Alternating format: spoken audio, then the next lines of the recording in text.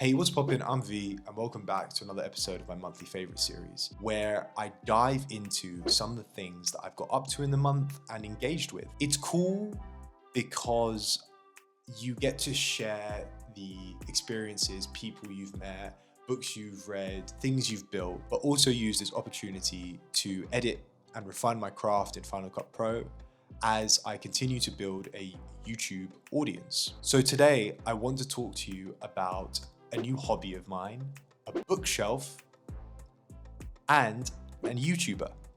So let's get into it. The last year has been hard on us all. Businesses, the stock market, the creative industry, we've all felt the pain of these unprecedented times and become very aware of the clutter that we have in our lives, the things that we really want to engage with. Well, at least I have. I reached a stage during lockdown where I felt as if I wasn't creatively stretching my brain. And that was really causing me problems when it came to producing for YouTube, but also writing articles and doing podcasts. I felt as if there was something missing, so to speak. I've been bubbling with my godmother since the start of lockdown, and she just so happens to have a pottery studio. Her studio looks like a Blue Peter set, a show I used to watch as a kid. And she's been trying to get me in there for years. But for some reason, I always thought I was too cool to go in there. I'm not sure why. Pottery is absolutely amazing, and I wish I'd got in there sooner. She ran me through kneading the clay, coning it up and down once you've put it on the center of the wheel. Then comes this miraculous part where you have to kind of tickle out the middle of it while supporting the structure.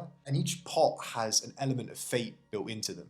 It's as if you might end up with something vaguely ramen bowl like when in fact you were going for a mug, and just say that's what you were aiming for the whole time. But you might also step on the pedal and realize that this mud goes flinging around the studio and then just turns into a pile of, well, nothing, because it's all on the walls. The whole process is quite meditative. Meditative?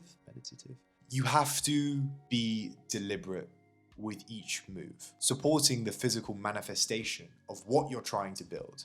Otherwise, you just end up with this thing, lump of clay. But it was the overarching mental exercise of using my hands and using my head to bring together a reality that got me hooked. I loved it so much, I ended up creating two pieces. A ramen bowl-like thing, bowl-ish, bowly bowl, and a mug with a built-in coaster. It also spurred me on to write a tweet thread about how you should have hobbies that don't fit your personality in your arsenal. Still on the topic of building things, I bought a new bookcase for my YouTube studio that we built in my house, and here it is. I hope you like it. I bought it as a piece to warm up the environment, but also to be an extension of my personality. So I'm not sure if you can see, but there's some books and some cars and some camera gear.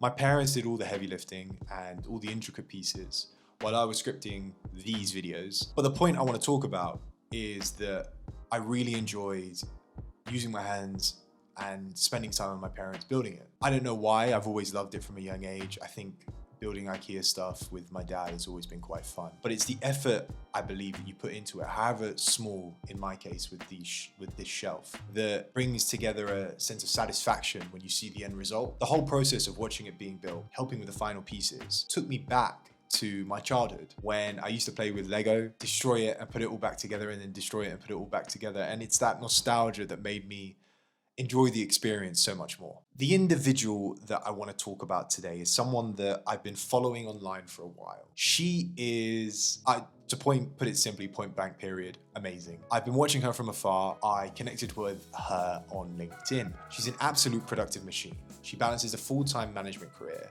while also building her management-themed online creator empire, where she drops knowledge dimes about how to be better in the workplace and how to be a better version of yourself. Let's call her, and I don't think I'll be able to do her introduction justice, so let me pick up the phone, give her a call, and she can introduce herself.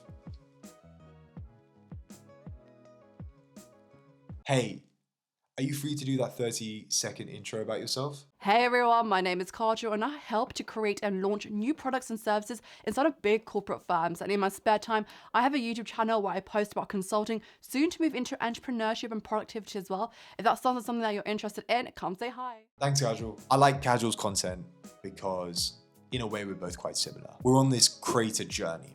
We might have different reasons and themes, but at the end of the day, we both show up week after week and educate our audiences. The best part of her videos, in my opinion, is how commanding her voice is. To do is simply, in my opinion, show them that you're ready. And to do this, you want to show them that you have the skills of the great above, and well then you're sorted, right?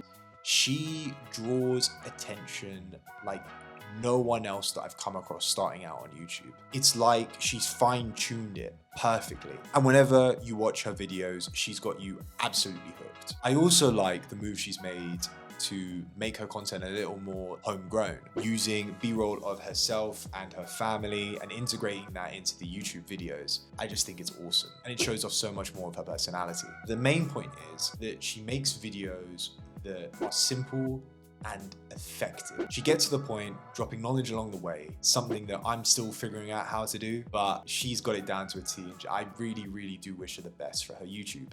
I think I've definitely got to get her on the podcast in the future. She's got so much knowledge about so many things from the small conversations that I've had with her, and she could talk for ages, so that's a bonus. Thanks for listening.